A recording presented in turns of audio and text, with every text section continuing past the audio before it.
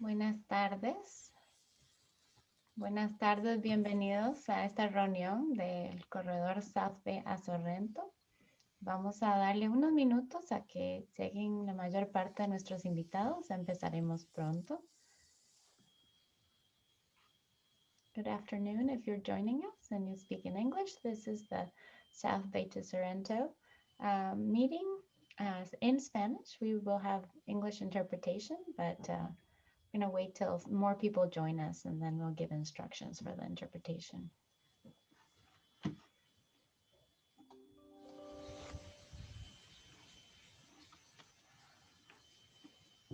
Mientras esperamos, si quisieran usar el chat, darnos su nombre y la organización a la que representan, podemos ir saludándolos, viendo quién está aquí.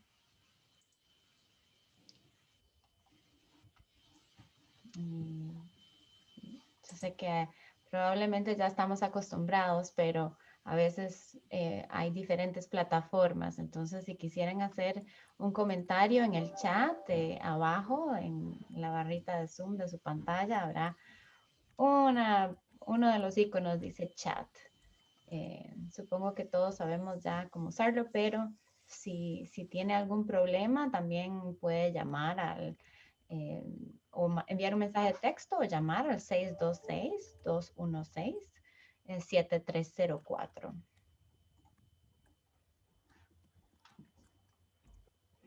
Y si quisiera entrar a la reunión por audio, el teléfono es 669-900-6833. Vemos que sí el chat está funcionando. Gracias, Georgette. Welcome. If you're just joining us, this is the South Bay to Sorrento meeting in Spanish, but there will be English interpretation. We're waiting till a few more folks join and we can start the interpretation.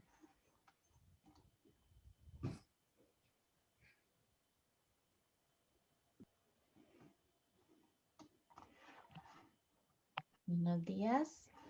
Buenas tardes. Esta es la reunión de South Bay a Sorrento para el plan integral del corredor multimodal. Esta es la reunión del grupo consultivo de las partes interesadas y hoy es 20 de mayo. Bienvenidos sean todos. Si quisieran poner en el chat su nombre y la organización a la cual representa, nos gustaría saber quién está aquí hoy con nosotros y empezaremos la reunión en pocos momentos. Good afternoon. This is the South Bay to Sorrento comprehensive multimodal corridor plan. And it's a stakeholder meeting in Spanish. We will have English interpretation. Instructions will be given in just a few moments. But please put your name and the organization you represent in the chat box so we can know who's here with us. And we'll start in just a few moments.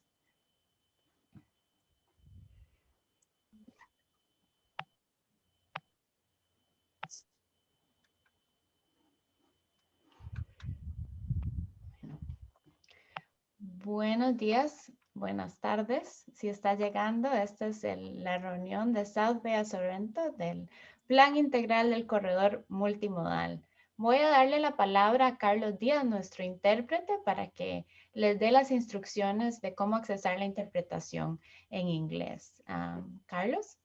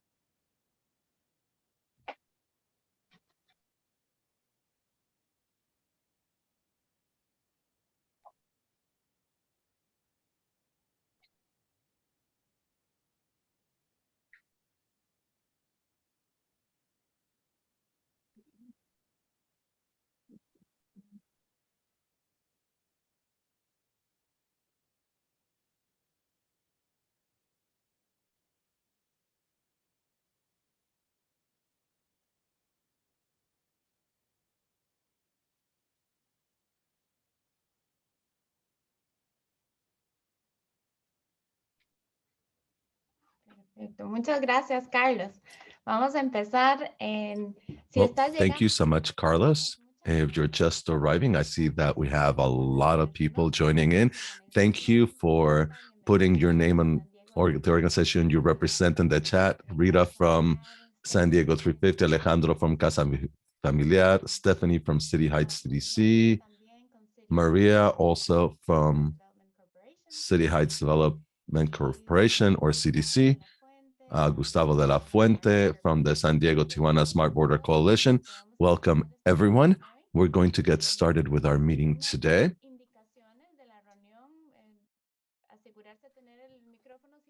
Now, some logistics for the meeting. Please keep your microphone muted during the beginning of the meeting, or your microphones rather will be muted. But if you need to say something, we want to have a dialogue, please use the reactions to raise your hand. If you have any audio issues, there's a number on screen that you can call. It's 669-900-6833 so that you can listen to the meeting over the phone. However, there will be no interpretation over the phone. If you have other technical issues, please send a text message to 626-216-7304, and someone from the advisory team will help you out. You can also type your questions and comments in the chat. There are also interpretation instructions in the chat now. So we're going to go over some other basic rules for our meeting. Next, please. Oh, first, we're going to introduce our guests. We are joined by Ramon Martinez, who will be our main panelist. He is the South Bay to Sorrento Project Director for Caltrans District 11. Ramon, the floor is yours.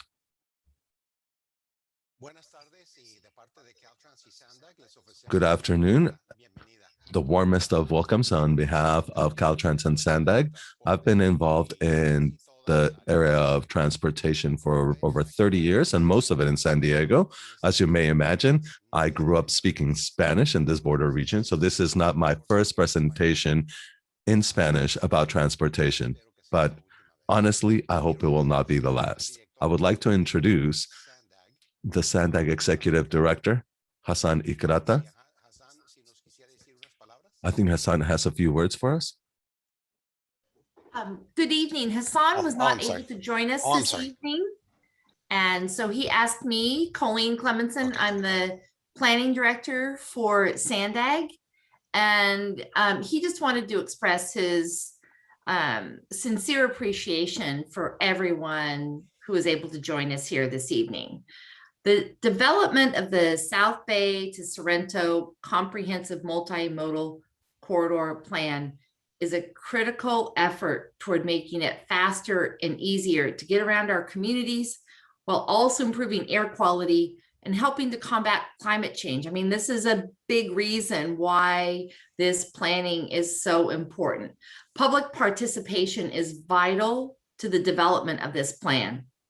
And that's why we appreciate all of you taking time to share your thoughts and input with us tonight. It is extremely important that we hear from you because this plan is about you. We're here to serve you. We also appreciate your feedback on how we can best engage and ensure we reach as many people as possible through these efforts. We're learning from the comments we received at last month's Stakeholder Advisory Group meeting, and we're so grateful to have this opportunity to hear from you tonight.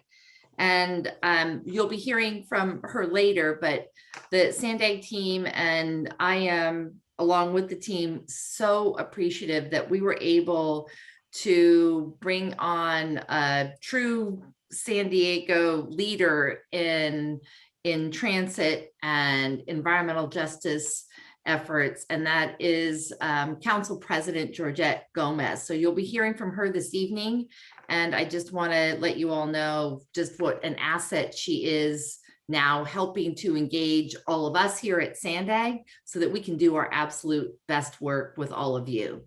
So I encourage you to share your ideas tonight and over the coming weeks. These ideas are the foundation that we will use to build a region that serves all San Diegans, and your input on the future transportation in our region is incredibly important and deeply valued by all of us at Sandag and Caltrans. So thank you, and I'll turn it back to Ramon. Gracias, Colleen. También tenemos con nosotros al director del distrito. Thank you, Colleen. We also are joined by Caltrans District 11 Director, Gustavo Dellarda. Gustavo, would you like to make some welcoming remarks? Yes, of course. And thank you so much, Ramon. Good evening, everyone. My name is Gustavo Dellarda, and I am the director of Caltrans District 11, which covers San Diego and Imperial counties. First, I want to thank you all for being with us this evening for this meeting regarding the comprehensive multimodal corridor plan for South Bay to Sorrento. A few weeks ago, the director of Sandag and I sent a letter apologizing for not having had interpretation at the meeting that we had in late April, which is the same as this meeting. And it was an error that we made. So I want to apologize to you in person while you are here. Caltrans' vision is to have a better future for everyone by having a world-class transportation system. And I stress for everyone, Caltrans is also committed with equity and eliminating disparities of the past. Thus, thank you for giving us another opportunity. We value your time and your opinion. So I hope we'll have a very productive meeting today, and I am certain that together we will achieve a better transportation system for all. Thank you very much, and I'll remain the rest of the meeting in case you have any questions. Thank you so much, Gustavo. We also have the pleasure of having with us Georgette Gomez, who is the founder of Toyon Strategies. Georgette, would you like to make some welcoming remarks? Yes, absolutely, Ramon. Thank you. And I also want to welcome everyone. It is a huge pleasure to be here with all of you. This conversation is a great opportunity because this focus on the communities in south of San Diego to be able to go north where the employment centers are is hugely important. And I also want to talk about the importance of the plan as a whole. It's not only to move our community, but also to give us the opportunity to create something much better that will improve the quality of our communities, particularly the South San Diego communities, which, as we know, haven't been cared for as much. We have pollution and other sources, and if this plan is carried out correctly with your help, and it will be better, and that's the intention. So thank you for being here and being involved and continuing to be a part of it. And I know that some of you have invested a lot of your time to make sure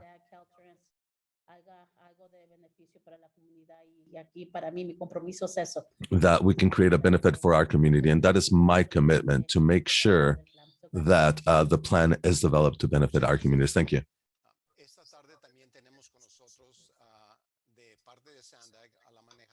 We also have Jennifer Williamson, project manager from Sandag, as well as from Caltrans, Karen Jewell, director of the 805 corridor, who are listening to this meeting in English.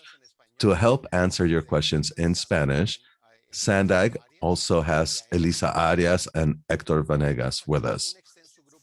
So we also have a lot of experts on the matter who can help answer your questions. Loriana will now talk about some of the experts that are with us, and we'll go over the agenda and the rules for this meeting. Thank you so much, Ramon.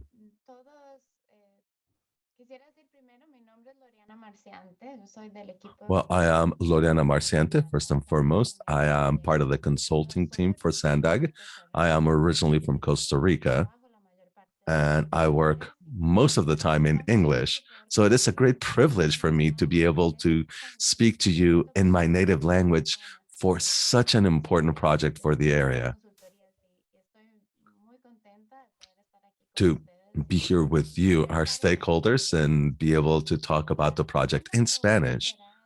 Today's agenda, oh, and by the way, we have help from many other people like Noemi and Jessica and Matt, who are helping us with the presentation, to monitor the chat, to try to help you resolve technical issues. And they're here to help precisely so that we can resolve those issues. Okay, our agenda for today. The first, we will give you a general update as to what we've been doing with this project. It's something we have done from the beginning. And then we will talk a little bit about the South Bay to Sorrento corridor itself. There are important issues that we want to talk to you about when it comes to social equity, resiliency, and opportunities that the corridor will provide, such as employment growth and housing growth that we are analyzing to provide better transportation solutions for the corridor. We will also show you an interactive map that contains over 200 potential strategies for this corridor. And we won't be able to hear them all today, but we invite you to visit our virtual map and explore it and then share it with your peers. And we will close the session with an invitation to be further involved. There are different ways to stay involved in the project. And then we will have a Q&A so that, as well as comments if anyone has any comments. So that will be our agenda for today. Next, please. Our virtual meeting rules. First, we want to have an open dialogue. We are a small group and we truly want to hear from you. So if you have any questions, you can raise your hand using the reactions icon, or you can ask in the chat, or let us know that you want to ask a question in the chat. If you want to turn on your camera, we'd be grateful, but it's not mandatory. If you would like to, though, it would be great if you could turn on your camera.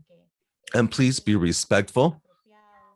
Use appropriate language and be respectful of us and the rest of the participants.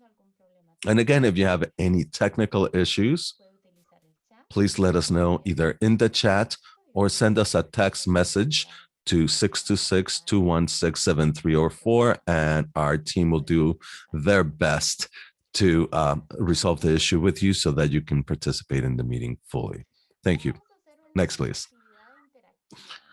We are going to have an interactive activity to start out with. It is a Zoom poll. Can someone help me with launching the poll? We'd like to know if this is the first time you have been involved or have been engaged, or if you've been part of earlier meetings. And we also have recordings from earlier meetings. So if you attended the December meeting, or maybe you looked at it on our website. We had another virtual public meeting in January. We had another one in March, a stakeholder meeting. Or maybe you have visited the virtual engagement hub. So you can choose any of the options. I already see some of them. I see that we have people that have been involved, but for some, it might be the first time. I see at least one person who is here for the first time, and it's a great moment to get involved. We need to learn the challenges and potential solutions for this corridor. So it is a great moment for you to start being involved with the project. So welcome.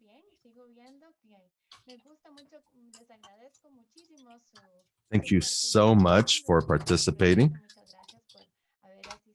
during this whole project, that to everyone that has been at earlier meetings or that has visited our virtual engagement hub.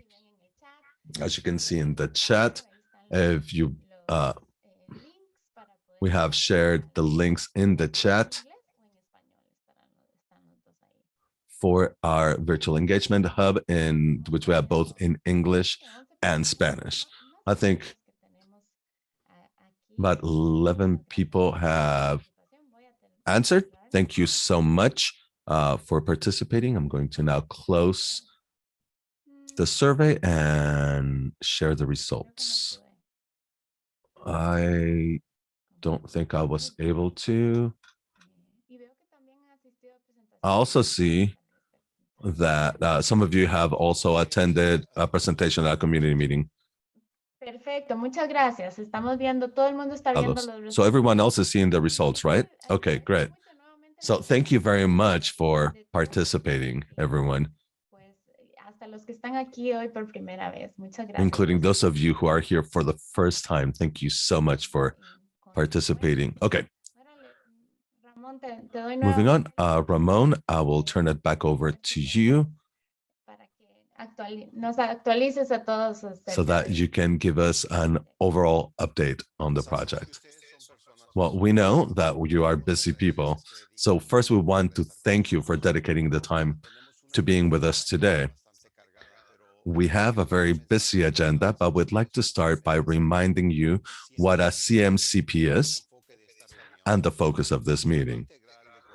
The Comprehensive Multimodal Corridor Plan is intended to create a comprehensive services system that will allow users to travel efficiently. In past concepts, we may have focused on a particular highway or a particular transit system independently. Today, we are focusing on how a family of projects can work together to improve all the travel through the corridor. Something to keep in mind today while we're discussing these strategies is that a CMCP is not intended to develop projects in and of itself. Once the CMCP has been finalized, the projects will then move to the planning phase and to the advanced environmental study phase. And when that happens, we will see highway alignments or where bus stops or transit stops are planned and other specific details for the project. So we ask for your patience in that regard. When we get to talking about concept definitions, don't worry if you don't get to see all of the strategies or potential strategies. Will be available for further presentations so that we can all achieve a broader understanding. I know it will be a lot of information that we will share with you, but please have patience and we will get to a place where you can feel comfortable. Next, please. Now I would like to share the most recent milestones for the project. During the last meeting of this group, we presented the general existing conditions and the demographic data in the study area. We also identified some deficiencies in services. Since then, we have had one general public meeting and we worked on an initial strategies list that will help correct some of the service deficiencies. We have worked with our subject matter experts to work on how to meet the needs of the corridor. Today, we want to share the preliminary strategy list and would like to hear your opinions regarding these projects, as well as which you consider should be priority. After collecting all of your information, we will refine the projects to choose those that will meet the regional objectives. Before we refine the projects, as a concept, we will work on creating models to determine how each set of alternatives would work together. We anticipate having the final assessment ready sometime during the fall of 2021. Next, please. Now, let's look at some of the things that have happened since our first presentation. we have researched some of the current practices in the transportation industry. In other words, what other metro areas are doing in this regard. We've also looked into some of the current and future mobility trends in transportation that need to be studied further. We also evaluated strategies that have potential. Our team went over a large number of documents to make sure that we included all the projects that have been identified by other studies. We also created a social media tool that allows us to directly hear the opinions of several groups and the public at large. We did that through a survey and through interactive maps on social media platforms. Next, please.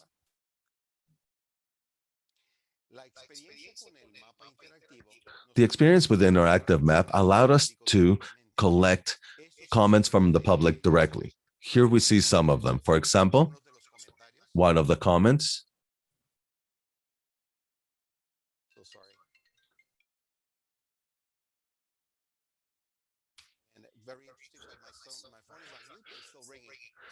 Don't understand it. But so uno de los comentarios es. Okay, so one of the comments that we received, my apologies. My phone rang and I have it on mute, but it still rang up. I hope it will not ring again. So one of the comments that we heard is that Interstate 5 is a huge barrier for pedestrian and bicycle activity in the area. A crossing at grade or above or below grade would greatly improve walkability and bikeability. Another comment was building a trolley line that goes east-west from UTC to Interstate 15 along Miramar Road to serve businesses and the military base and eventually connect to BRT, bus rapid transit, that travels north-south along Interstate 15. Another comment is we need to have bicycle paths in Otay Mesa for workers that cross from Tijuana going to job centers in Otay Mesa. Another comment was San Isidro has poor air quality due to long waits across the border. That did not go down even during the pandemic. If we go to the next one, please. I'm going to read one more. It says BRT, bus rapid transit, which is the rapid bus along Mira Mesa Boulevard connecting to the Coaster Intercity Station in UTC and include managed bus lanes and pedestrian improvements. So as you can see, we received different comments. And it can be anything that worries you, concerns you, any opinion. It doesn't have to follow a particular pattern. If we can go to slide number 12, please. Okay, just to give you an overall idea of the current and future situation, we created 3 approaches. These work through what we call story maps. My apologies. My apologies. Okay, so what do we do with all of that information that we collected?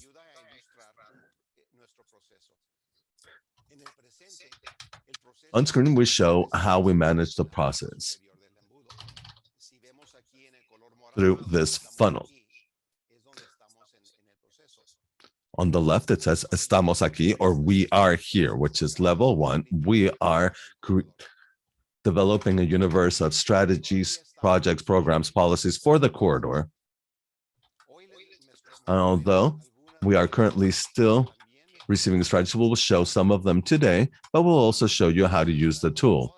Today, we will not go over all of the strategies. However, we invite you to use the tool after this meeting and give us your suggestions. Once we have received all of your comments and have held our next public meeting, then we will undergo our refining process that will include models, costs, and feasibility to identify the group of alternatives that would provide the best travel alternatives. Now, next slide, please. To give you a general idea of current and future conditions, our team created 3 story maps. And these story maps are sort of a filter, a way to see our environment, what's around us.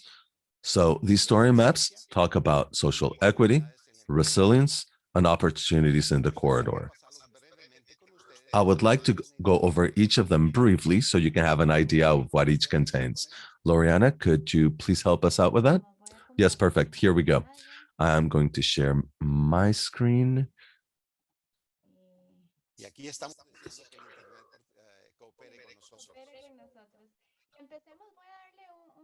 Okay, yes, thank you for your patience. Okay, we just went into our online story map page. This is what it looks like today. And soon, well, this is right now still our preliminary launch or a soft launch to test the tools and the maps and do some fine tuning. But here we see the 3 story maps, as Ramon just said, that it will go into soon. And you will also find other information about the corridor if you scroll down. So please scroll all the way down so that you can find out all of the information we have about the corridor. So let's start with the first story map, which is social equity. Okay, espero que puedan ver bien. ¿Todo se ve bien? Perfecto. Oh, perfecto. Can you see it okay? Okay, perfect. Entonces, queremos hablar un poco. Estos mapas son, mapas de historia son. So these story maps, La gente tiene que visitarlos. Si tiene interés sobre alguno de estos temas, también podemos desplazarnos. we invite you to visit. I mean, you don't have to, but if you're interested in any of these issues, please go ahead and visit the website. But we want to bring them up today because our team has spent time analyzing each of these to see which would be the best solutions. When it comes to social equity, we talk about both social equity and environmental justice. Usually we use the ACS or census survey data to identify these disadvantaged communities in a region as large as South Bay to Sorrento. So we have 3 categories: low-income community,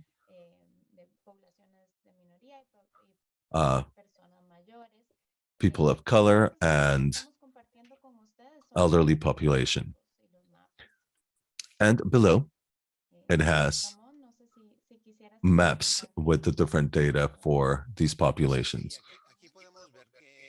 Ramon, if you want to talk to us about this, well, one thing you will see is that we have a comparison about the population between 2025 and 2035, and you will see that the population continues to focus in the same area, higher concentration, but it's not moving from one place to another. The areas that today we have a higher rate of older persons will continue to be the same areas in 2035. So let me show you some of the tools. These little chevrons or arrows show you the data sources, the legend, and then on the left, you have different areas. And if you click on them, the map will automatically zoom in on them. And again, we have 2 different dates. We have 2025 and 2035, which is the planning horizon for these strategies for these comprehensive multimodal corridor plans.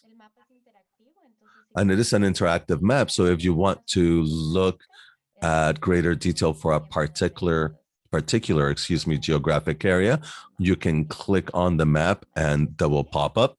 The next map is for our older population.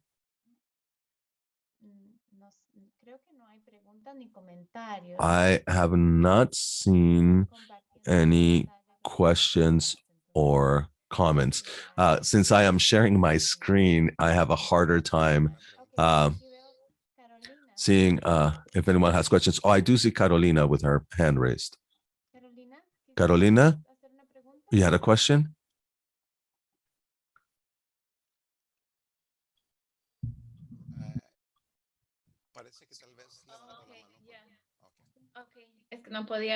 Oh, sorry, I couldn't unmute myself. I was having a hard time unmuting. So,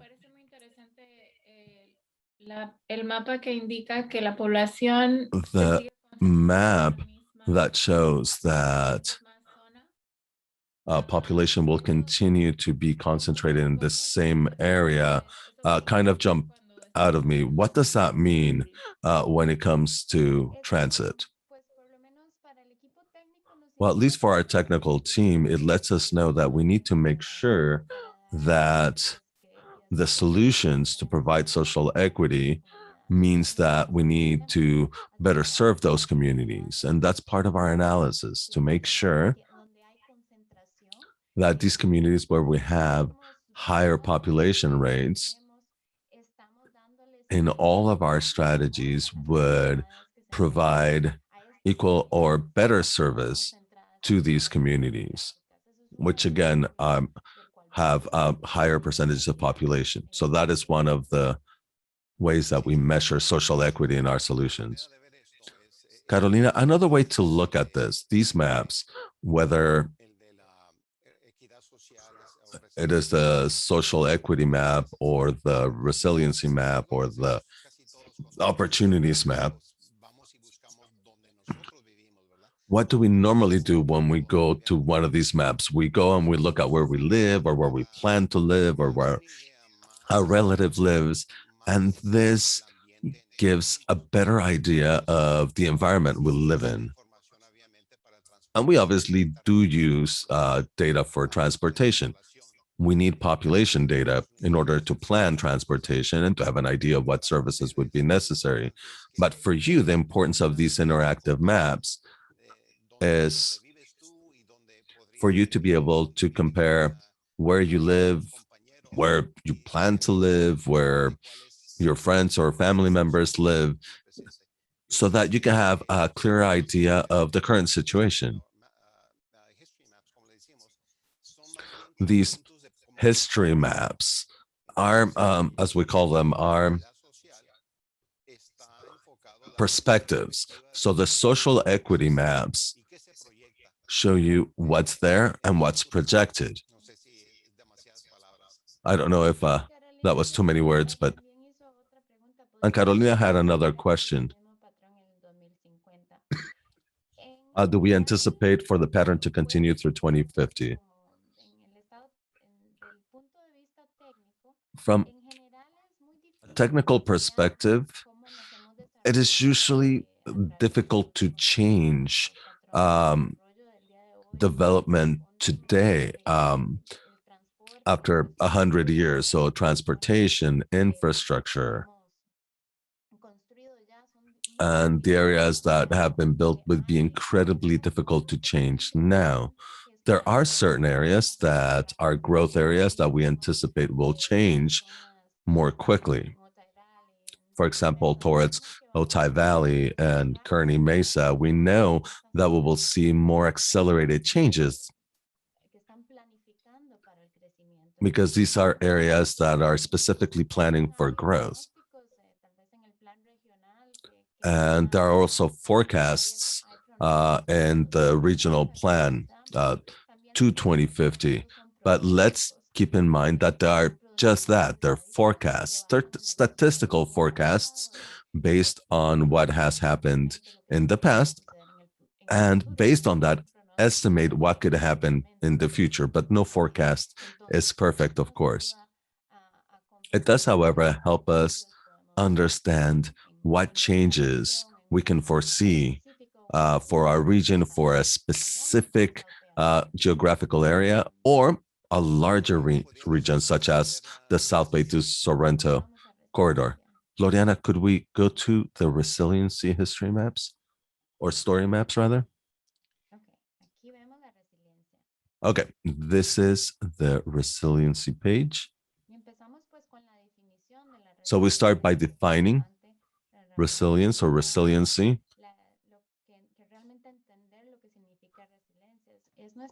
We need to understand what resilience is. It is our capacity to resist, respond, and quickly recover from any dramatic changes or drastic changes. And this is important for all of our public transportation infrastructure, both public and private. So we have to take resiliency into account. And here you can learn a little bit more as to how resiliency is included in our projects. And then down in here, we have different maps as well. Here we see one that talks about different levels of sea level rise and what areas would be most affected. In our corridor, we can see that in the southwest corner is where we would have the greatest flooding impacts from sea level rise. This is 2050 and to 2100, because, you know, we hope that whatever we build today will last. And so, and we also want to protect infrastructure that's already in place. Another way to explain resiliency is the effect of the environment on infrastructure. In San Diego, for example, where we have torrential rains or sea level rise, something else that may not be typical elsewhere is the impacts of wildfires. So we are planning infrastructure that takes that into account. To look at it another way, it would be how travelers' habits may change and what they are. And that's not exactly resiliency, but we want to promote transportation alternatives that would have the smallest impact possible on the environment. And again, if you have any questions, comments, I am monitoring the chat. My apologies, that's my mouse. Okay, so we can look at corridor opportunities. And if you have any questions, you can also ask in the chat. We were also going to have a segment for Q&A at the end. I know that we're going over a lot of information, so you can take notes and then, you know, think about it a little bit, you know, and then you can ask in the chat if you don't feel comfortable asking verbally. Okay, here we go. Corridor opportunities.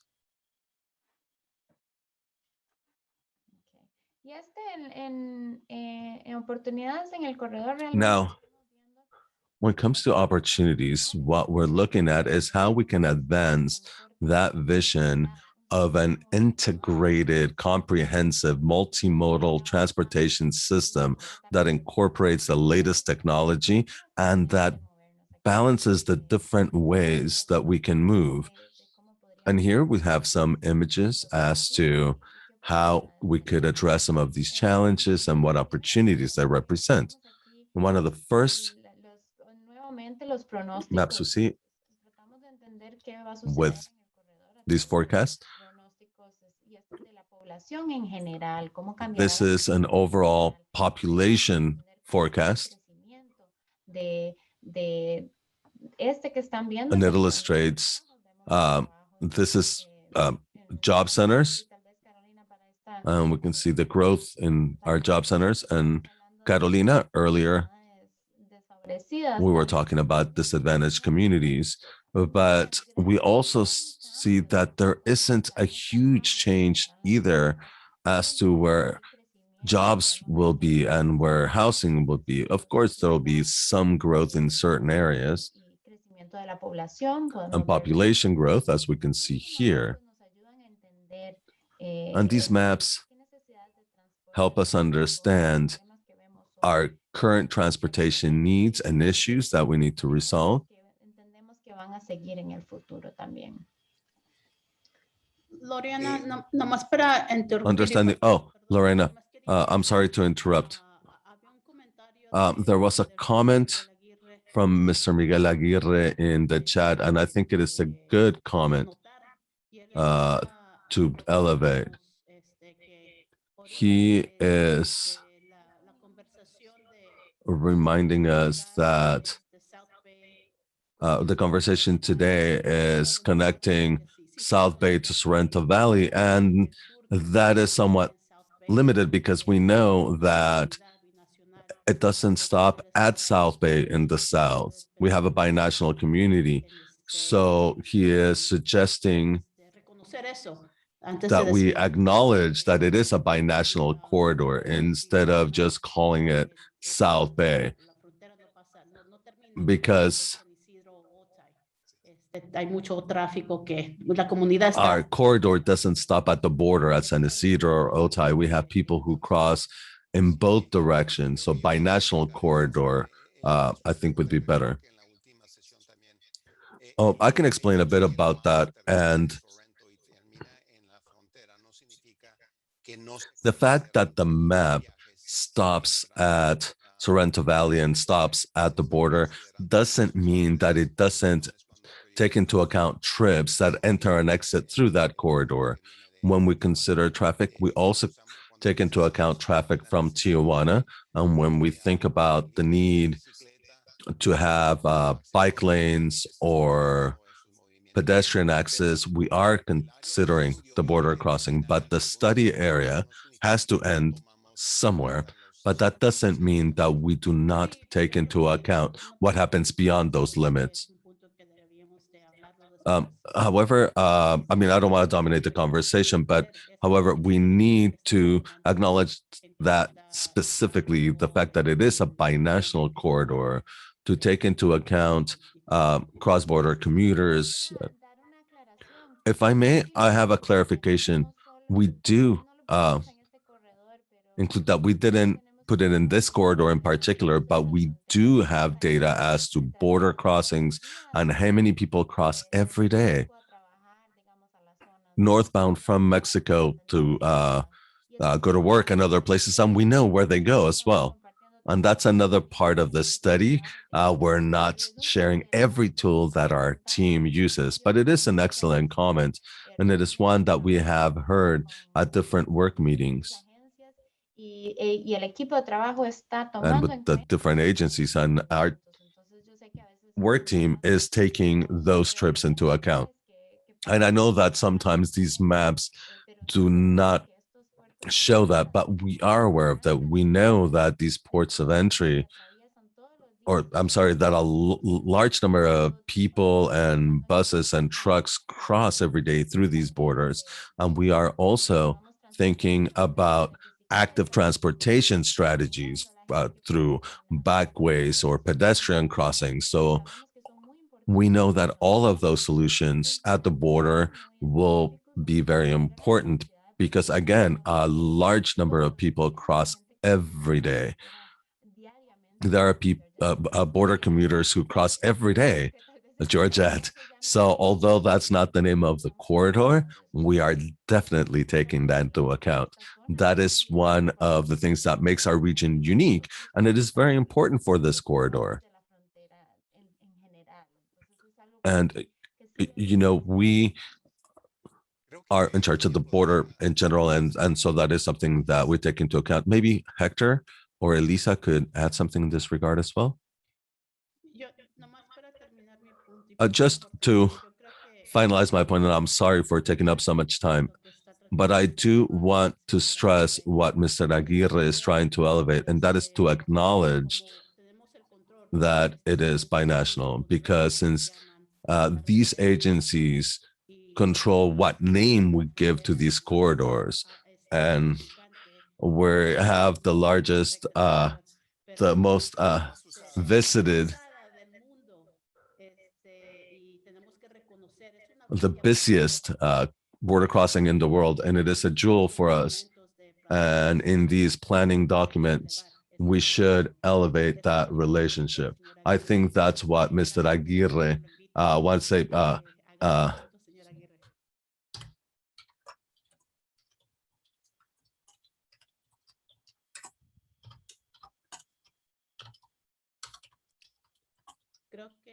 Mr. Aguirre, if you want to say it, go ahead. Oh, I think Ms. Cerda also has her hand up.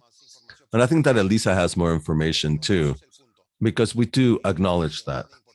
And it is hugely important.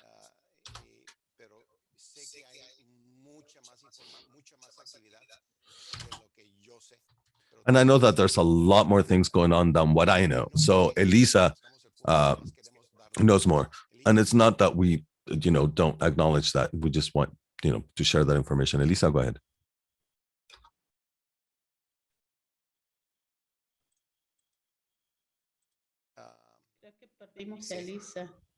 I think we may have lost Elisa.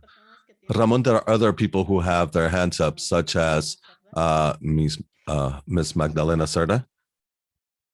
Go ahead. Está el micrófono apagado. You're on mute, Magdalena. Oh, I didn't quite unmute. So this is the first time that I come to this meeting. I work with the EHC, and I also work with an NGO in Tijuana, a grassroots organization. First, I have a question. Are you working with Tijuana's Municipal Planning Institute, MPLAN?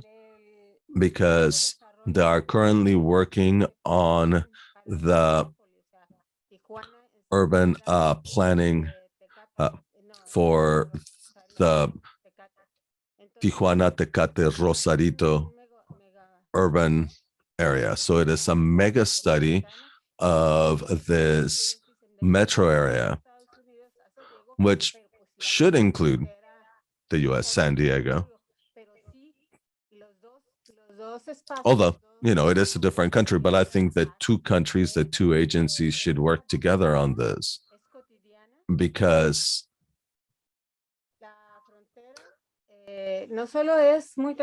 this is a very dynamic border, and it's not just very visited, but it is also very enriching, economically speaking. People being able to go to work means productivity and means economic development. And that dynamic exists thanks to the border as far as both of our economic developments. So that should be included. Now, when you spoke of equity, I did not hear you talk about education. I live in Imperial Beach. And Imperial Beach is not connected to the university. And my kids had to get a car. We didn't want to, but they had to get a car so they could go to the university. And based on talk that I had with Paloma Aguirre, I learned that our city has a very low, a very low rate of university enrollment from our city. And one of the big limitations is transportation or transit. It would take 2 hours and 2 or 3 transfers to go from Imperial Beach to the university. And that's a very important factor when it comes to social equity. And if we're talking about a plan aimed at improving not just trips to work, but also allowing families to elevate themselves. Well, let me tell you that what you just said is at the heart of social equity, because we do recognize this. I do activities beyond work where I talk to a lot of young people, and many of them tell me, I ask them, oh, you're going to go to college? And go, no, I have to work so I can get a car first.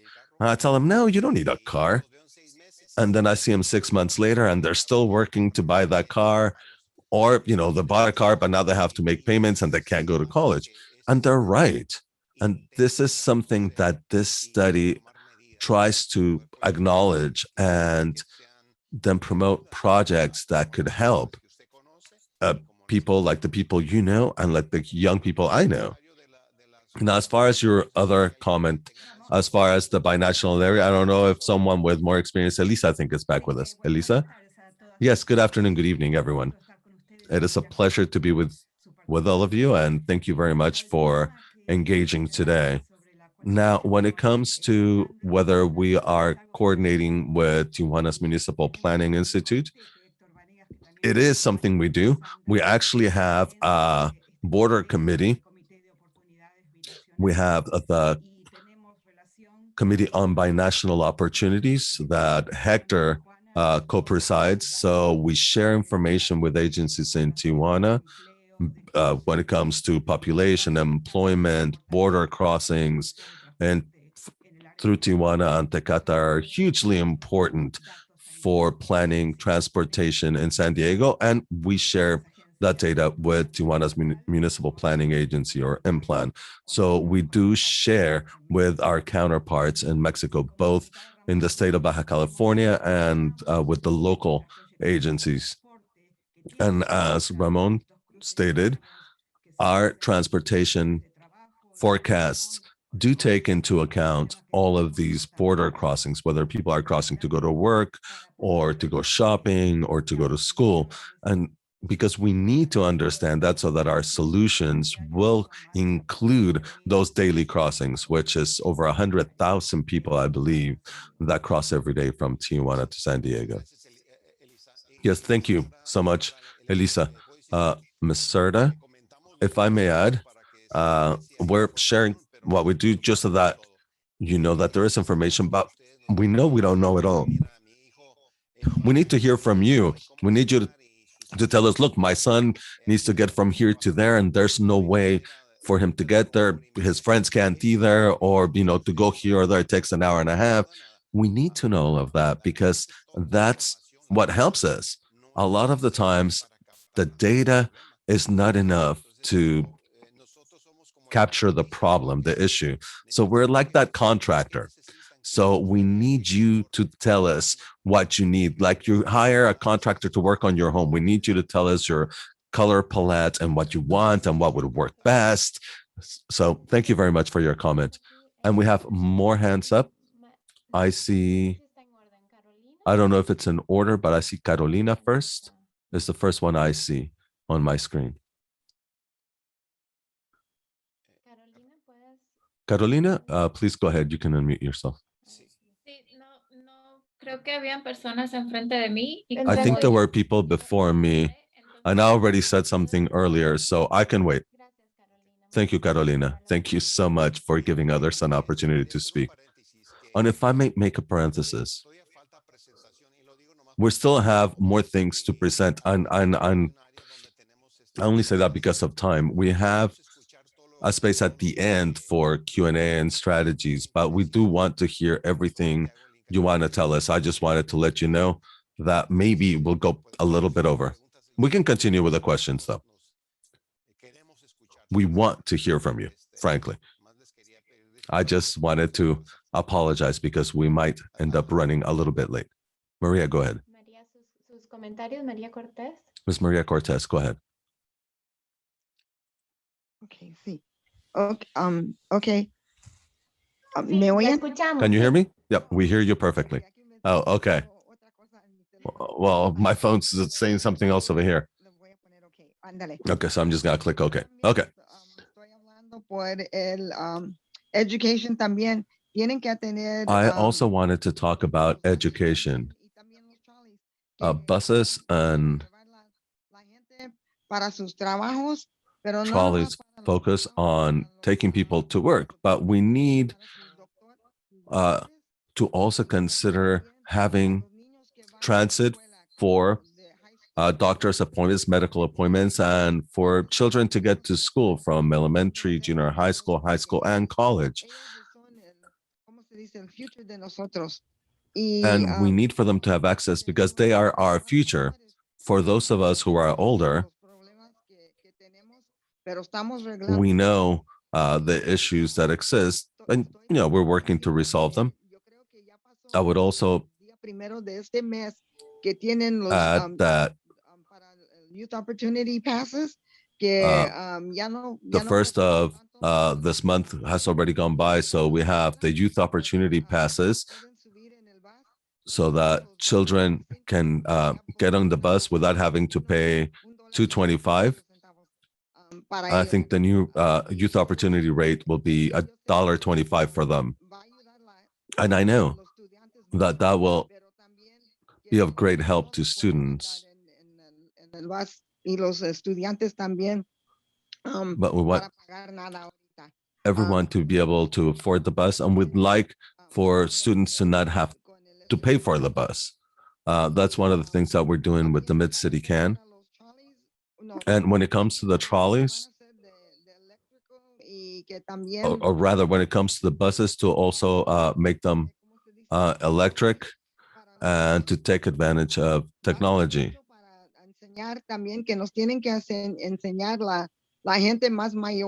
And when it comes to apps for using the buses, you're going to really have to work with us older people to teach us how to use the technology, because I'm like a dinosaur and I'm learning a lot.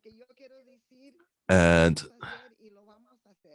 I know we can do it, and I know we will do it. Those of us who work together for our communities will make this happen, not just for us, but for our children, so that they can have a better future. And that's what we need to convey to Sandag, because we are all a single community, regardless of where we come from. We are all the same. Thank you for allowing me to speak. Another parenthesis before we move on, and it's great to hear your comments. I don't know if either later or, well, we will explain how to use the comments tool in a moment, but I'd like to hear if you need a particular route that currently doesn't exist, or one that is too expensive for you, so that we can look more into it. Although we did jot down your comment, and we can follow up also. If anything wasn't clear, we can follow up and call you and ask. Okay, thank you so much, Maria, for your hand. The next person with their hand up that I see is Alejandro. Sí, buenas tardes. Hi, good afternoon. I asked this question in the chat, but I wanted to ask verbally whether you're going to prioritize the blue line over the new purple line to resolve the deficiencies that we had that currently exist in the blue line, because it seems that the new South Bay to Sorrento plan will focus on the purple line. Same thing with the expansion of the blue line to UTC and UCSD, but it seems that there isn't the same time or money investment in San Isidro and South San Diego. So when we get to the map, we'll go to the blue line first to look at our strategies. And if we don't have enough strategies for the blue line, now would be the time for you to give us new ideas, strategies, or make comments where we have strategies that you feel are insufficient. But when we get to the map, we'll start with the blue line. Now, I have seen part of the strategies, but for example, the San Isidro intermodal station, I know that there are plans for a significant investment there, but they say, oh, that is going to happen between now and 2050. So we want to know whether they will also prioritize it when it comes to your timeline. If you're going to start by prioritizing disadvantaged communities chronologically. Okay, what we're doing with the integrated plan is to understand these local needs better. So we have the regional 2050 plan, but the strategies for these other plans allow us to prioritize certain communities. That's what we want to hear from you so that we can start building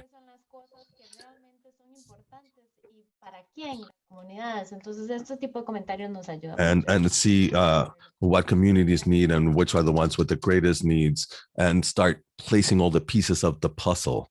So thank you very much, Carolina. Sí, es que no me deja. Sorry, it wouldn't let me. It wouldn't let me unmute. Okay, so my comment is added to what Alejandro just said, that it occurs to me that although I've looked at the map before about the corridors, and there's like purple region, which is which highlights the development of the trolley that is going to run along the 805 as its flagship project. But it occurs to me that perhaps because of the population density in South San Diego and its importance, would require two corridors. And Alejandro's perspective, and I don't think it's a perspective, I think it's a reality. It seems to be that there's a greater focus on the purple line and not the same level of energy and focus being given to the blue line. And South San Diego requires more attention because it is a region that has been historically left out of investment. So based just on that, and then we have a higher population density, even though it looks smaller, there is a higher population density, so it requires more attention. And not just that, it is also where people cross the border. So we are ignoring a bunch of factors. We need better development in this region. It's important to remember that the purple line will serve a population that has not had connection to transit, but also the blue line is already overwhelmed. And the blue line is the backbone of the region's transportation system. And it's not getting those flashy projects. We don't hear anything like that for the blue line. So it seems like the blue line is not moving forward towards the future with the rest of them, but rather being left in the past. So my suggestion would be to have two corridors so that it is equitable, because we're talking about two communities, because the blue line, let's not forget, serves the port of entry, and its uses are never going to go away. And those that travel along the 805 is a different population. So Carolina, if I may, I just wanted to clarify that the South Bay to Sorrento corridor includes, or it's actually west of the 5 and east of the 805. So it includes the whole area. Now, the concept of the CMCP is to weigh everything the same, going back to your comment, because it used to be that, you were going to do an improvement on the 805s. You had certain pot and you said, oh, should we invest it on improving the 805 or the 5, or should we invest on buses or the trolley? So the CMCP, and at its heart, at its core, has the purpose of weighing everything the same. But I do suggest you make the comment so that it gets that way. Okay, I know we have other hands up, but I would like to go to the map if you don't mind. Now, Elisa was going to say something as well. Elisa? Well, excellent comments regarding the blue line and the purple line. I wonder if Perhaps we can go to the maps. That's what I was going to suggest, to show what we're planning for both lines. And I think that will allow us to show more specifically the strategies that are being considered for both lines and for the San Isidro Intermodal Transit Center. That's what I was trying to get to the strategies. And for those of you who have your hands up, please, I beg your patience. We do see your hands up, but please allow me to just give them a tour of these strategies maps. So since we're talking about transit, so let's look at our strategies. As you can see, it is a big transit network, and there are several ways to look up the strategies. Since we have so many lines, I usually try to use the search to refine them. So I'm going to look for blue in the search bar. So these are the 4 strategies we have for the blue line. Trolley improvements, these are overall. We want to straighten the rail line to also help it travel faster, add stations at Silver Strand and Imperial Beach to the blue line, to have a great separation to help the blue line be more flexible and travel faster. Now also great separations at the E and H streets. So we have several strategies. Some repeat themselves here because they come out of different studies, but these are some of the strategies overall. Now, if I click on here, we see that, I'm sorry, she seems to have frozen. And we're very interested in your comments. We have heard 2 comments today about the blue line. So if we click on here, since there's 3 of them, one on top of the other, we can say 1, 2, 3. We can also do the docking, as it says here on the map. And here we see a reference number. So there are several ways for you to comment. So here it says, make a comment, and there's a comment form, and there's a reference number. Please include it. Not my credit card number, but when I click on the reference number, that's what populates automatically. So I'm not going to do it. Also, the name of the strategy, it's not mandatory. So if you don't see the reference number, or if there's more than one, it's not as important. What's important is for you to give us your opinions.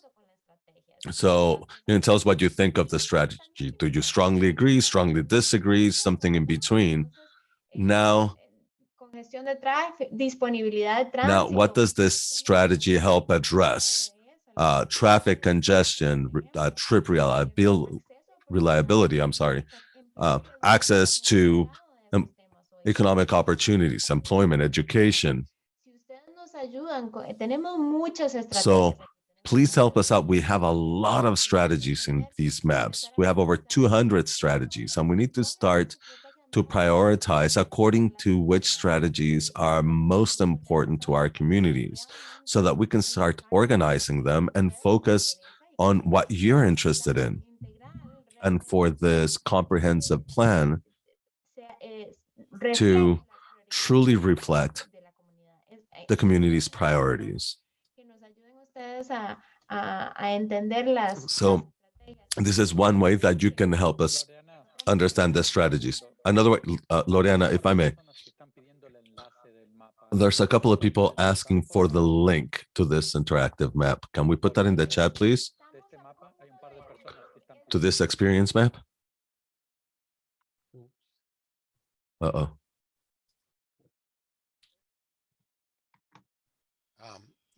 Creo que perdimos a Loriana. I think we lost Loriana. Carolina, Alejandro, hi, this is Mario Orso. And I work at Caltrans together with Gustavo and Ramon. And I also work together with Elisa, Hector, and the whole team. So let me answer your specific question about the Blue Line and San Isidro, since you asked that question, and we owe you a direct answer. We are about to launch a study to address the mobility hub, the intermodal transit station in San Isidro. That study will take about a year, and it's specifically for that, and it will set the steps for drafting the environmental document. Once the study is done, we will understand the magnitude of the environmental document and then be able to move to the next step, which is the environmental document. And then that would be followed by design, construction, funding. So these are solid steps.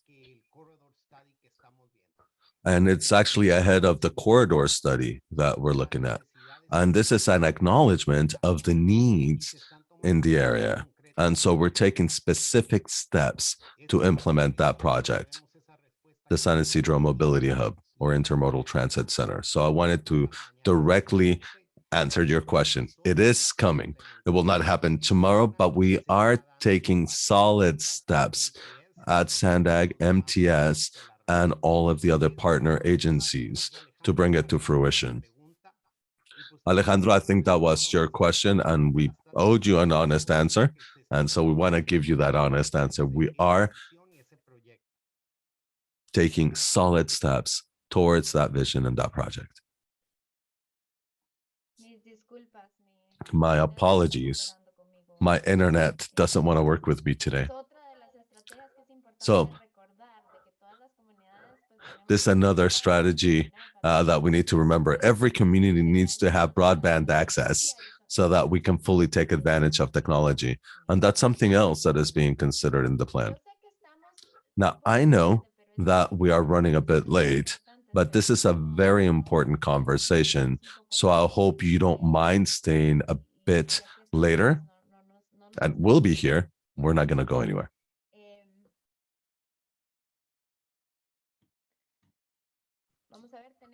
So let's see. We have two hands up.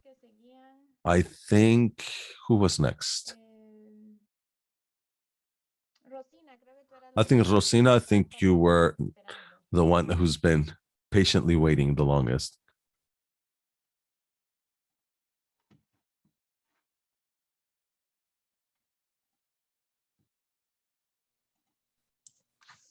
Gracias.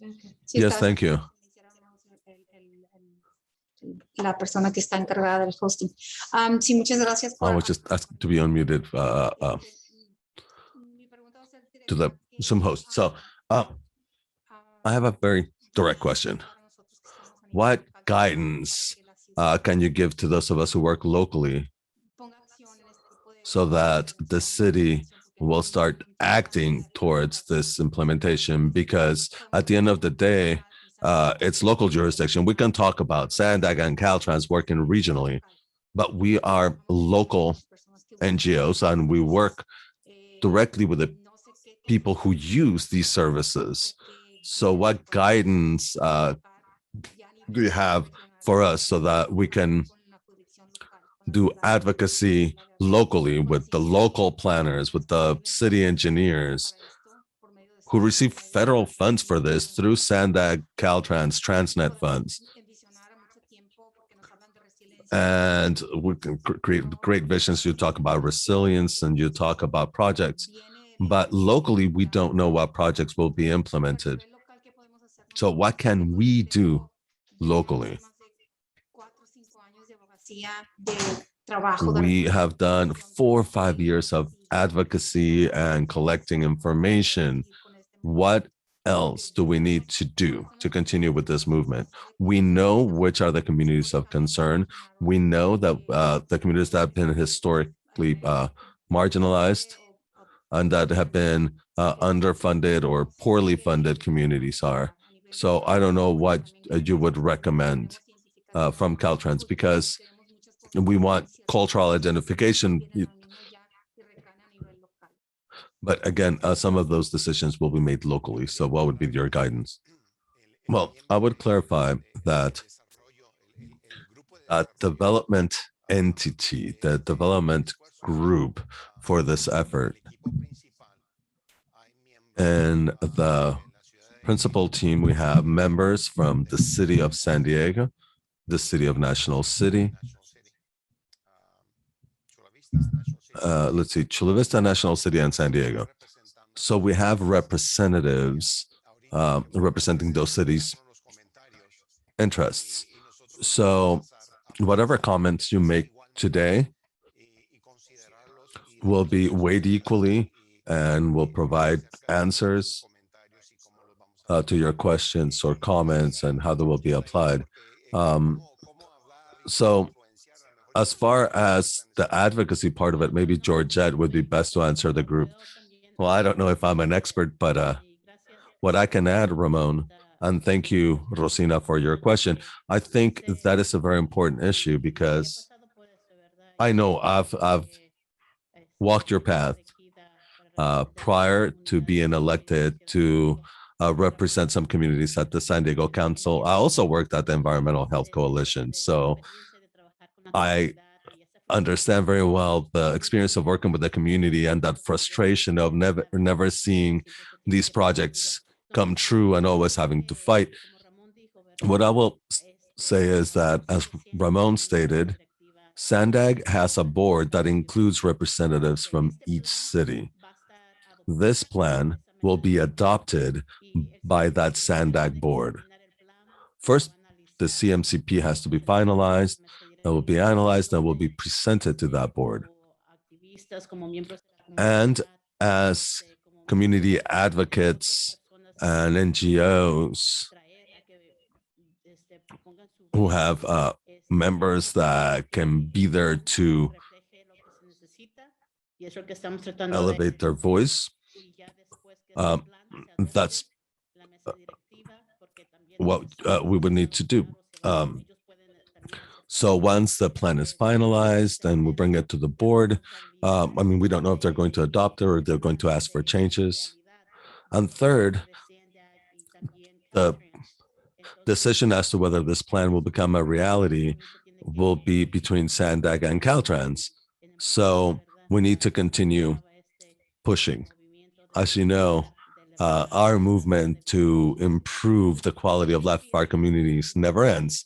So that would be the map that I would suggest, and just sharing these steps. So again, once this plan is finalized and reflecting the opinions of the community, then we need to advocate for the plan to be adopted by the SANDAG board. Thank you very much. I know that you're waiting very patiently for me.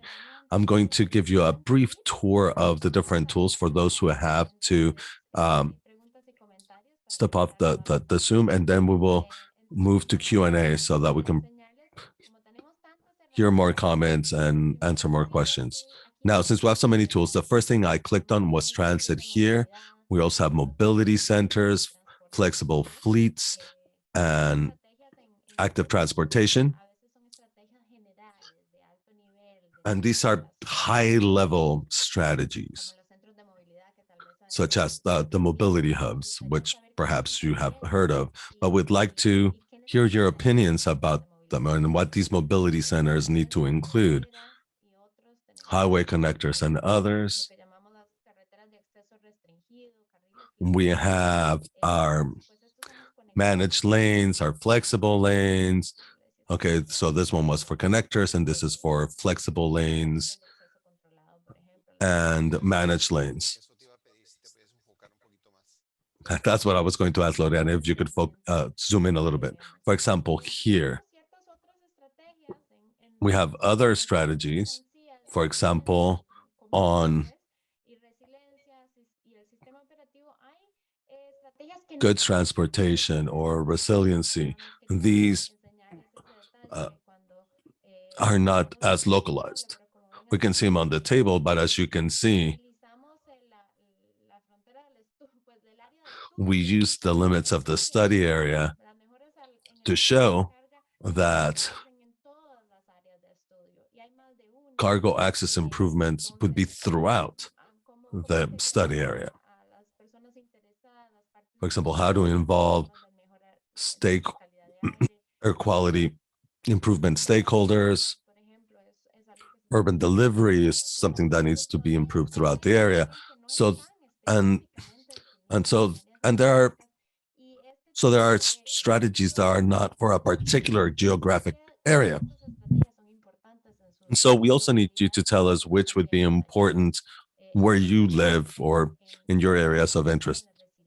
So we see that when it comes to goods transportation, resiliency, and next operation system or next OS, that is, how do we take advantage of technology to have intelligent infrastructure that will facilitate our trips? Hopefully in the future, we'll be able to move faster because highways know the volume of traffic in one direction or another and can better and manage those flows more intelligent. Loriana, this is Mario Orso again. Could we focus just for a few minutes? I know people had questions and I think they want more specific answers. So we can provide those if we have them, instead of focusing so much on the tools. I think that the public is asking us as public servants to answer specific questions. And I think that we should focus rather the last few minutes of this meeting to that end. That would be my request, so that people can leave this meeting satisfied. So we're not just asking you to fill out a form on a tool. We want to listen to you and we want to try and provide answers to you. Yes, thank you, Mario. If anyone can't stay, go ahead. But for those of you who can stay, we'll remain here. I also wanted to share other opportunities to get involved. Just so that you know that this will not be your last chance to get involved.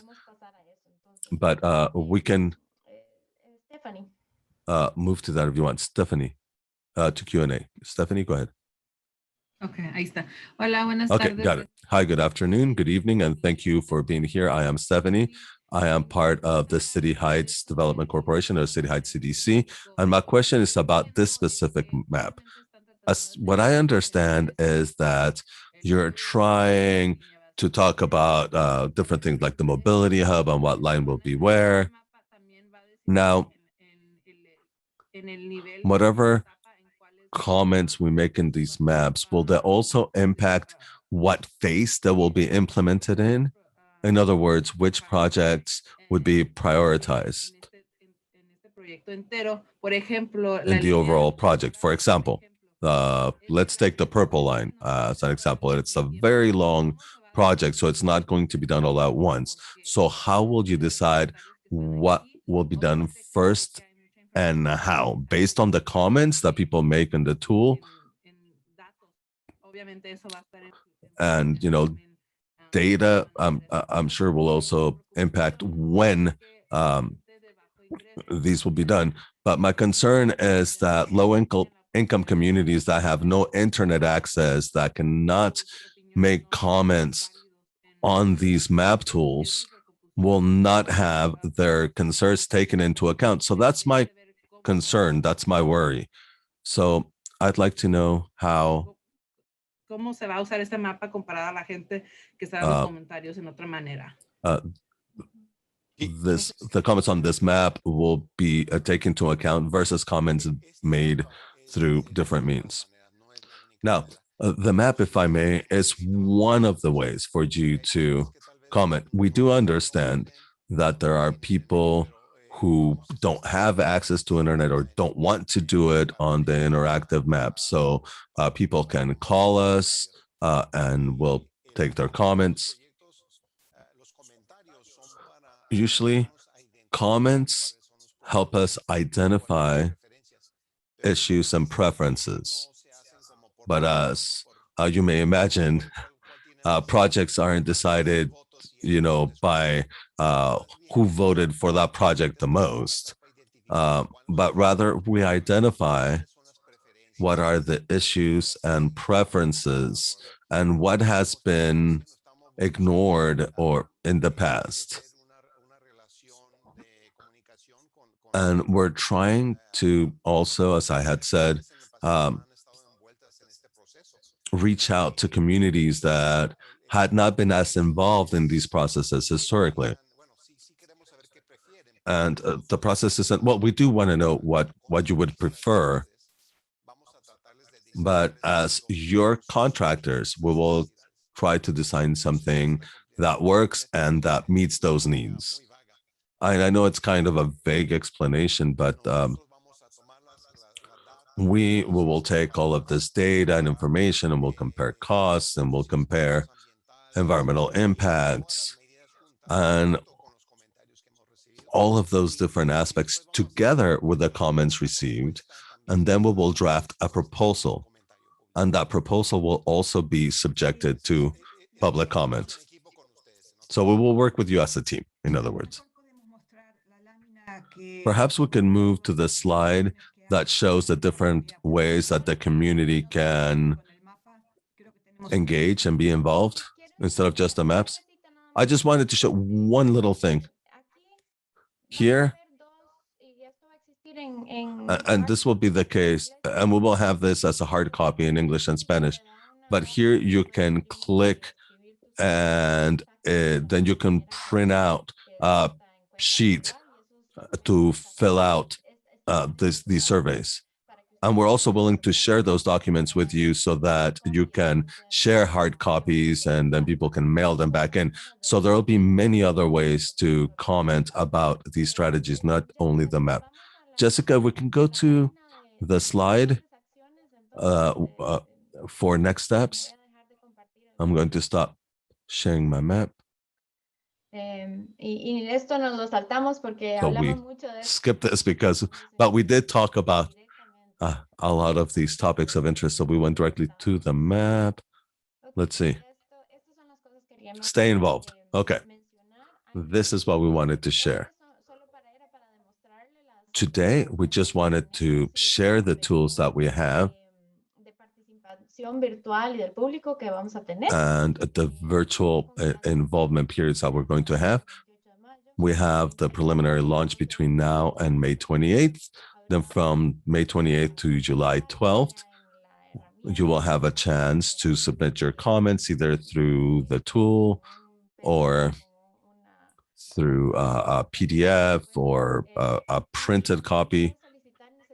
And you can also request informational sessions. If you send an email with the name of your organization requesting a meeting, and we will have office hours too for people to ask their questions. And these are the different ways that everyone can contact Sandag and Caltrans.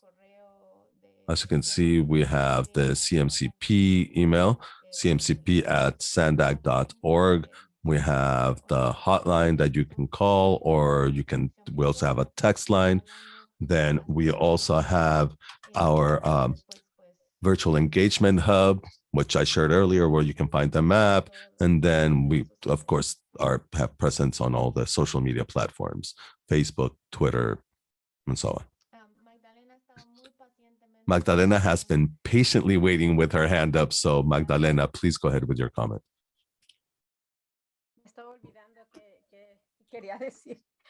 I think I've forgotten what I wanted to say. Okay. So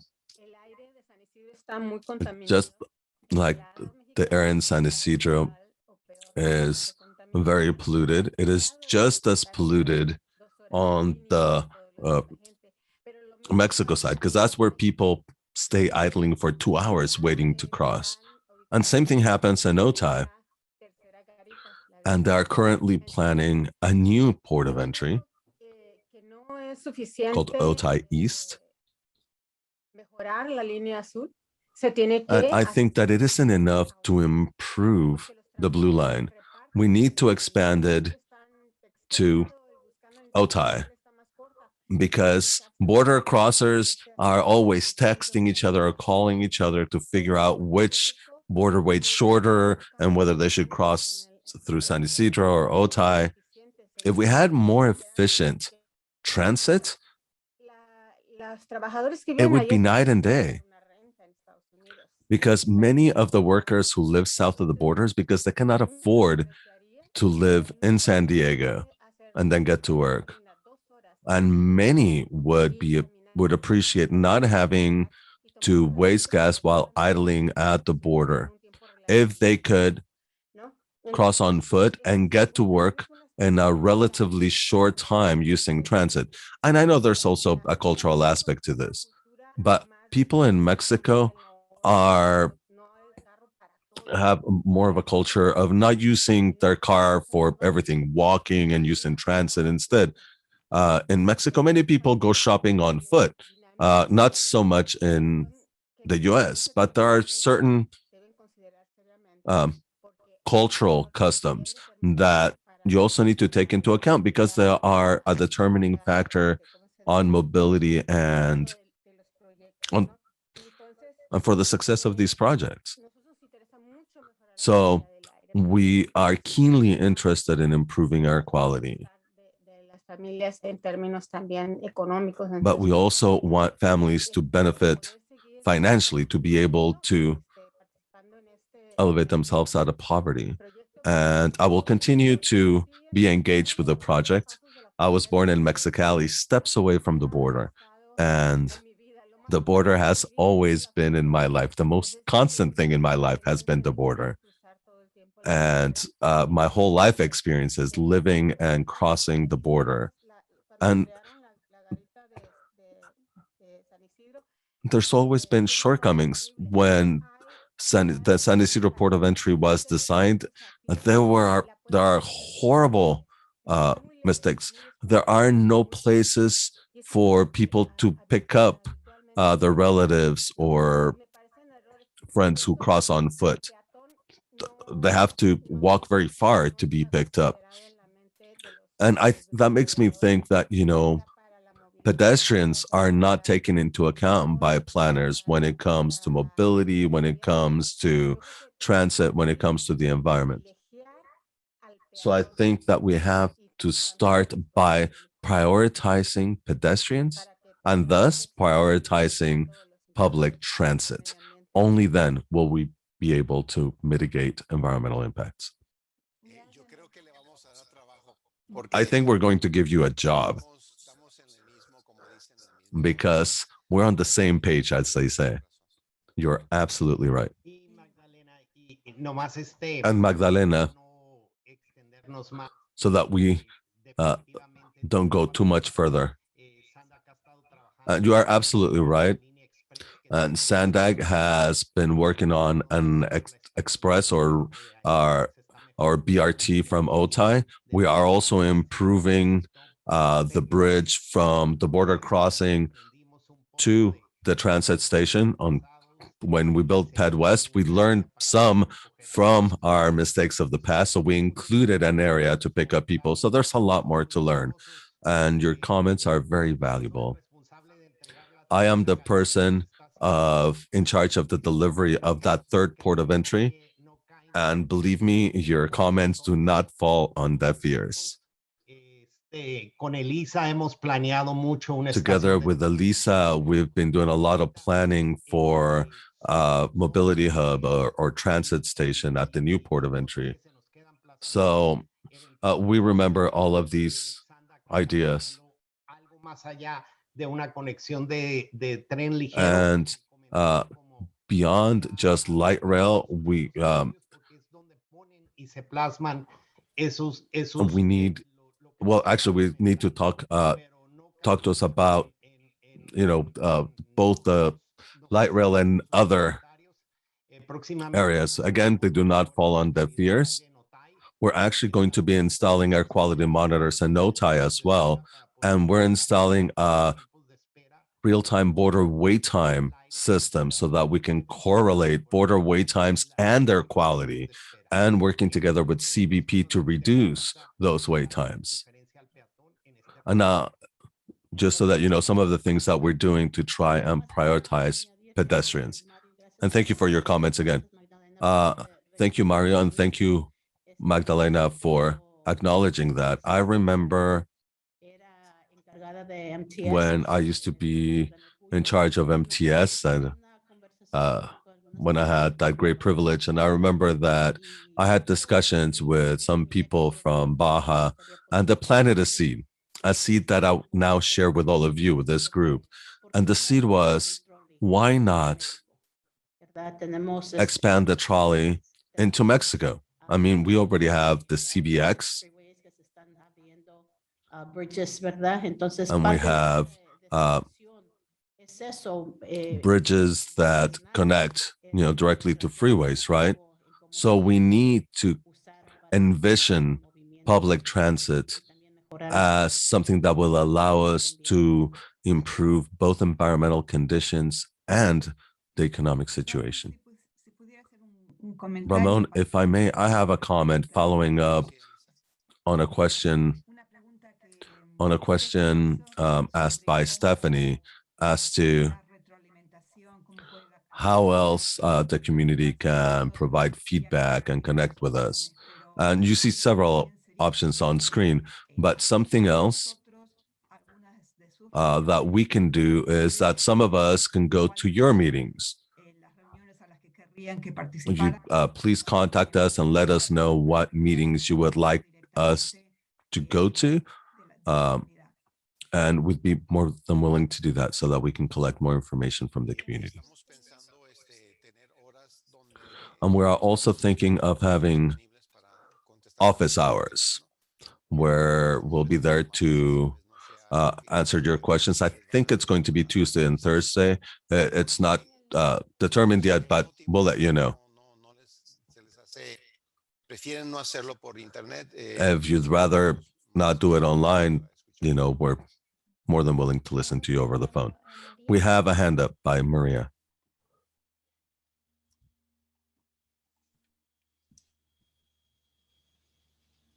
Hola, ¿me pueden oír, verdad? Hi, can you hear me? Yes, we can. Okay, what I wanted to say Dan una extension también para el blue line. that Excuse me, el blue line and Charlie. we also need an extension for the blue line trolley, and I also support the purple line. I'd say that I've been working for 44 years to get the purple line to become a reality. Many things have happened in Sandag's past, but the new Sandag is listening to us, but they're not just listening to us, they're actually doing things that hadn't been done in the past. And I like seeing that.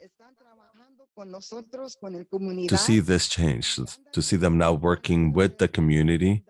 And prior to COVID, they used to also come to community meetings. And they were also hosting meetings after hours so that people could go after work. That never used to happen before. Now, because of COVID, they pivoted to Zoom, and they still held them, later in the day, to take into account those of us who work and other things that we have to do. So I want to truly thank Sandag for that. But there's still a lot more work to do. And this is where the community, all of us, have to come together and tell them what we want, what we need, and that we are as valuable as the people that live north of 8. This is our time, the time for those of us who live south of 8. We count. Because we count too. And Georgette, thank you for what you said earlier, because I know you also pushed a lot at MTS and at Sandag, and I was always there, and I'm always here. And all of us also have to do our work to make us listen to us and go to their meetings, whether they're in person or whether they're on Zoom, over the phone, or sending things over email. But we need to make sure we are heard, and we need to do it together. Because again, when it comes to the purple line, I'm also in favor of that. It's been 44 years. And what I know is that the purple line will go through City Heights, and that's something we want.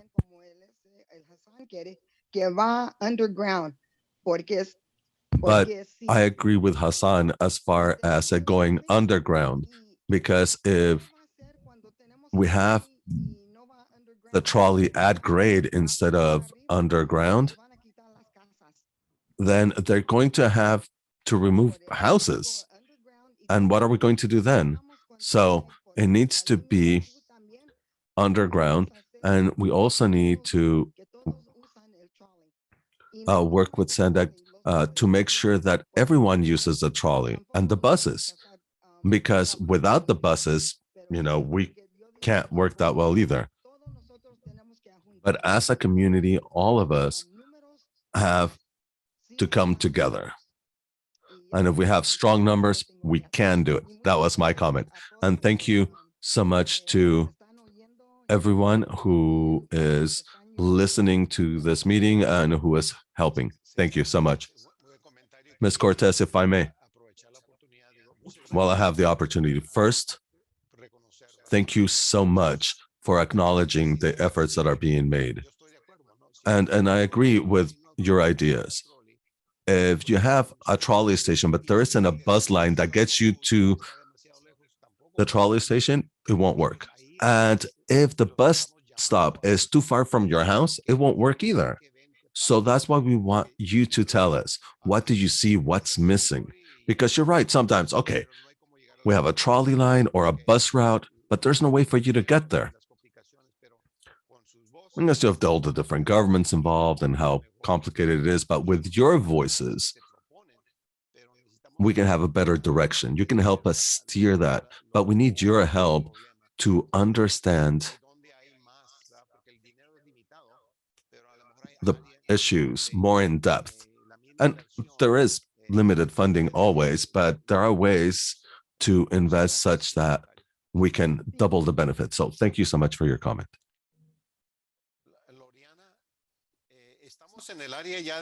Loriana, are we in the Q&A now? We are in the Q&A. But we've been having an open discussion. So we shifted from our original plan. So thank you for your patience. There were some things that we wanted to share with you today, but we're very grateful for your comments as well. I do not see any other hands up, but if there's anything else you want to share, if you have questions, comments. Thank you, Stephanie. There are people that are having to leave. And if you have had other obligations, please feel free, but we're going to stay here longer in case anyone wants to make a comment verbally or share anything else. I'm more than willing to stay, but if any of you need to go, please feel free. We're very grateful for your time and for your comments, and believe us, we are open to listening to you in either English or Spanish. And I know sometimes things get lost in translation, but we're here and we're here to listen. Believe that. Thank you so much for the comments. Stephanie, no estamos, va a haber una fase, como dijo Ramón, donde vamos a hablar de la priorización por tiempo. En este momento estamos viendo cuáles son las soluciones más importantes, pero cualquier comentario es bueno en este momento. Carlos, muchas gracias por la interpretación. Oye, el interpretador cuando escuché su voz, no sé si algunos han estado en Disneylandia cuando va a empezar, que le dicen agárrense bien, se Ay, me a fue. Carlos lo pusieron en mute. Oh, sí. Un segundo.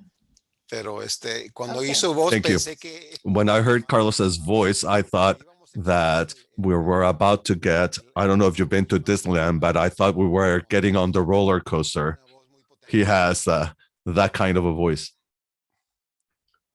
sí me entienden, ¿verdad? Cuando está uno temblando que ya va a empezar y agárrese. When it starts rumbling, you know, that's the voice, you know, that we hear. Now I know whose voice it is. Thank you so much, Miguel. Thank you for being here. Gracias, Laura. And thank you, Laura. Creo que Carlos todavía está mute. Carlos está mute. No, creo que le quitamos el mute. No, creo que Carlos está bien. Está traduciendo en inglés. Y por eso no lo escuchamos. He's interpreting into English. That's why we can't hear him.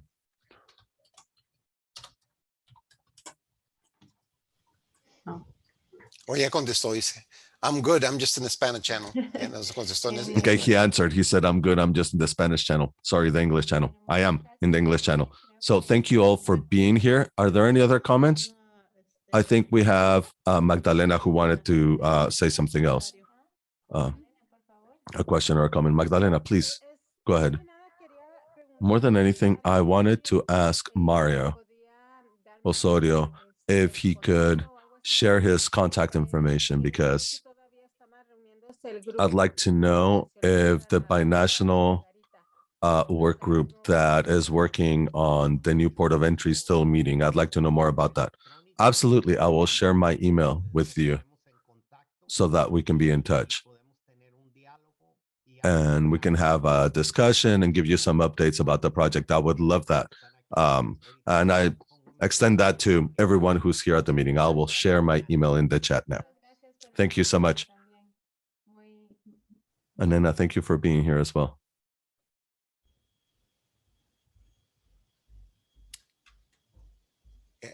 No veo otras. I don't see any other questions. Is there anyone else who has any questions, comments? I don't see any other hands up. Rosina, muchas gracias por participación. Bueno. Muchas Thank you, gracias. Rosina. Thank you for being here. And we will let you know as soon as we set our office hours. We're thinking it's going to be Tuesday and Thursday. And if you think of something later, you think, oh, I didn't mention this, you can shoot us an email, you can go to the tool, you can call us, whatever's easiest for you. Thank you again so very much for your time and for the effort and your heart and for your patience, because we engineers sometimes aren't so good at this, but with God's help. Please do visit the virtual engagement hub. Here where it says sandag.mysocialpinpoint.com/ South Bay to Sorrento, Spanish. So if you have a chance, please visit the virtual engagement hub, and the maps and the printable documents will be available at that same hub in about a week. Nena, you had your hand up again? Oh, you just forgot to take it down. No problem. No problem at all. Your comments are always welcome. Thank you. So I think this brings us to a close. Okay, thank you, everyone. It's just like, you know, when you have a get together with friends, right? Nobody wants to be the first one to leave. All right, so good night. Thank you all for being here. It was a pleasure to be with you. Please continue to be engaged and send us your questions. We are always at your service. Thank you so very much.